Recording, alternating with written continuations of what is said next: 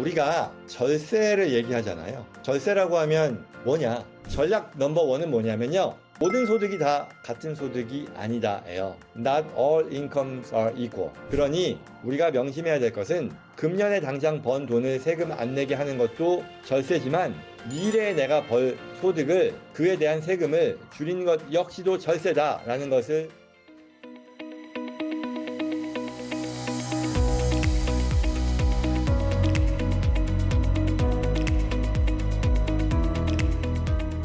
저는 전청이라고 하고요. 오늘 또 이런 귀중한 시간, 이 피크닉에서 자리를 마련해 주셔서 참여하게 됐습니다. 저를 아마 이렇게 초대해 주신 거는 유튜브를 통해서 알게 되시고 그래서 아마 좀 같이 얘기하면 좋겠다 같이 시작됐을 것 같은데요. 그런 게 저는 참 많습니다. 예전에 몇 년 전에는만 해도 지금이라고 뭐 알려진 건 아니지만 이런 기회가 있을 리가 없는 그냥 생활인이었는데 지금은 그래도 이런 자리에 참여하게 되는데요. 그게 유튜브 채널에서 관심을 가질 법한 그런 내용들을 많은 분들이 봐주시다 보니 이렇게 이어지는 것 같습니다. 아무튼 타이틀은 미국 절세 은퇴 전략이라고 되어 있으니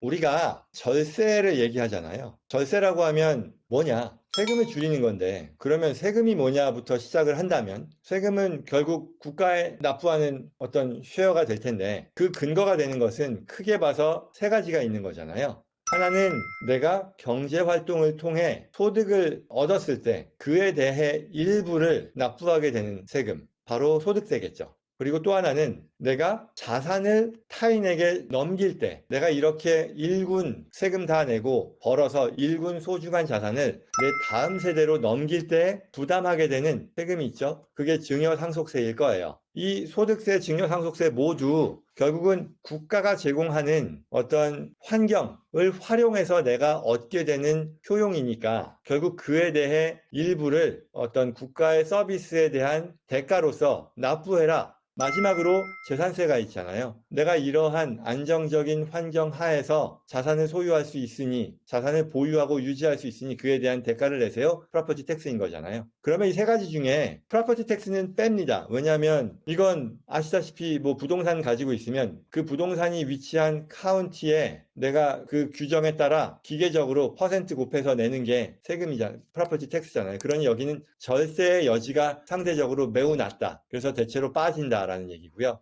그 다음으로는 증여상속세가 있죠. 평생 증여상속 면제, 어쩌면 아시는 분도 계실 텐데 그게 1,400만 불에서 또 1,500만 불로 늘어나게 됐습니다. 증여상속세도 부담을 지게 되는 어떤 그 가구가 미국에서도 결국은 1,400만 불, 1,500만 불이라는 것이 증여자 1인당 적용이 되는 거니까 이게 일반적인 가구에서 엄마, 아빠를 고려하면 타임스 2가 되잖아요. 그러면 거의 3천만 불에 달하는 금액을 세금 없이 다음 세대로 넘길 수 있다가 되니까 적어도 미국의 거주자라면 증여상속세의 실질적인 부담을 지는 그런 하우스홀드는 그렇게 많지 않을 거다라고 볼 수 있겠고요. 나머지로 이제 남는 것이 소득세죠. 그리고 오늘 제가 짧게나마 얘기할 것이 소득세예요. 소득세를 절세한다라는 게 무슨 말일까요? 여기 지금 나와 있는 것처럼 소득에 대해 우리가 부담하는 세금이 소득세이고 대체로 세율을 우리가 건드리지는 못하니 소득세를 줄이려는 노력이라는 것은 결국 소득세 절세의 노력이라는 것은 우리는 과세소득, 여기 3번에 있는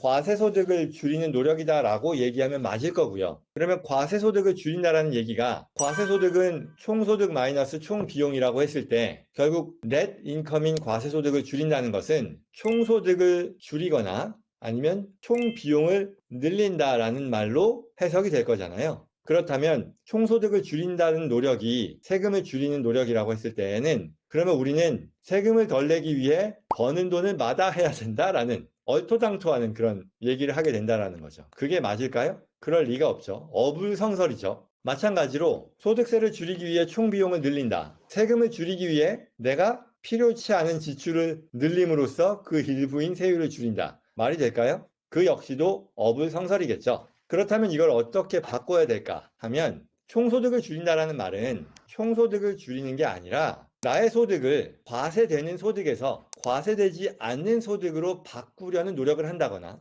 아니면 과세율이 높은 소득에서 과세율이 낮은 소득으로 그 캐릭터를 바꾸려는 노력을 한다라고 얘기하면 말이 되겠죠. 실제로 그렇습니다. 그리고 총 비용을 늘린다라는 것 또한 나의 지출의 규모를 바꾸지 않으면서 해당 지출에 대해 공제되는 성격의 지출로 바꾸는 그 노력을 한다라고 얘기하면 얼추 말이 되겠죠. 그리고 우리가 얘기하는 소득세 절세의 노력이라는 것이 결국은 지금 말씀드린 이 그림, 이 어떤 프린시플에서부터 비롯되는 거다라고 얘기를 합니다. 그래서 one principle, three strategies라고 얘기를 했는데 원 프린시플은 지금 얘기한 거예요. 과세소득을 줄이고 이거는 이 윗단에 있는 총소득에서 과세되는 과세율을 줄이건 아니면 과세소득을 비과세소득으로 바꾸건 그 노력을 하고 그리고 같은 지출 규모에서 공제되는 성격의 비용을 늘린다. 이게 결국은 소득세 프린시플이 된다라는 얘기를 하는 거예요.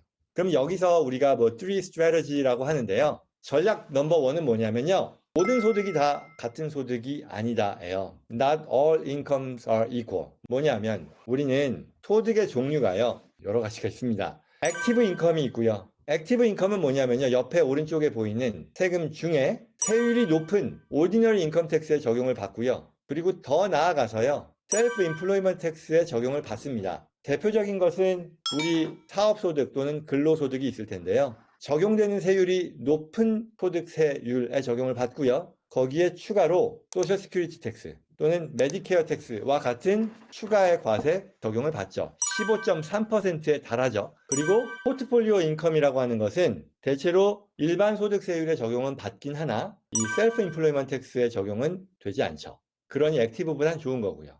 캐피털 게인은요. 1년 이상 보유한 자산으로부터 발생하는 캐피털 게인은 오디너리 인컴 텍스보다 낮은 캐피털 게인스 텍스에 적용을 받게 되니까 더 좋은 거고요. 그러나 규모가 높으면 이 NIIT라고 하는 Net Investment Income Tax 추가 3.8% 적용을 받기도 합니다. 그리고 가장 좋은 것은 과세되지 않는 Non-Taxable Income이겠죠. 결국 우리의 욕심은 돈을 열심히 벌어서요. 그 돈을 가지고 열심히 번다라는 말은 아마도 액티브 인컴이잖아요. 그러니 그걸 잘 모아서 종잣돈으로 포트폴리오 인컴과 캐피털 게인과 non taxable 인컴을 벌어들이는 자산을 취득하는데 온 힘을 다 쏟는다. 이게 결국은 인컴 텍스 플래닝에 있어서도 주가 되는 키 스트래터지 중에 하나가 될 거다라는 그런 얘기를 하는 거죠.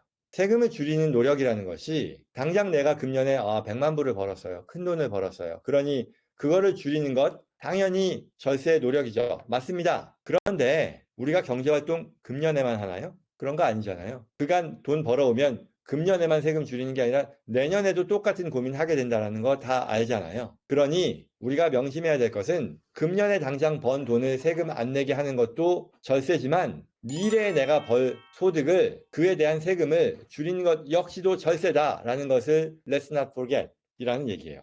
아마도 지금 잘 이해하시는 분들은 Roth 컨셉을 생각하실 거예요. 맞습니다. 뿐만 아니라 다른 여러 가지 방법들도 있을 거다라는 얘기인 거고요.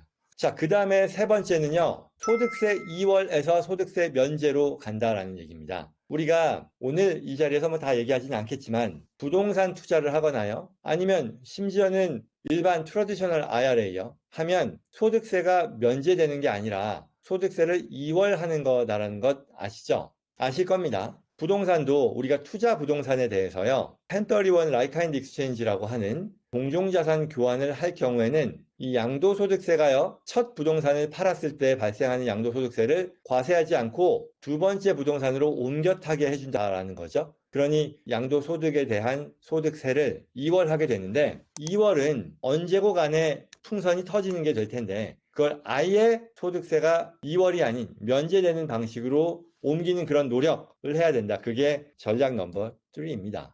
그래서 결국은 우리는 정리를 하면 종잣돈을 얻기 위해 열심히 직장 생활을 하건 사업을 하건 벌어요. 그리고 그로부터 번 돈을 가장 텍스 이피션한 방법으로 기타 소득, 액티브 인컴이 아닌 다른 소득, 다른 성격의 소득, 포트폴리오가 됐건, 패시브가 됐건, 롱텀 캐피털 게인이 됐건, 또는 너언 텍서블이 됐건 이런 식으로 소득을 내는 그런 자산을 얻기 위해 투자를 하게 되는 것이고요. 그리고 최종적으로는 이러한 투자 활동을 통해 금년에 벌어들인 소득도 줄이고 미래에 벌어들인 소득에 대한 과세도 줄이는 노력을 하게 되고요. 최종적으로는 과세를 2월하고 2연한 것을 면제되는 그런 방식으로 노력하게 된다. 그게 소득세 플래닝에 있어서의 스트래티지다라고 얘기합니다.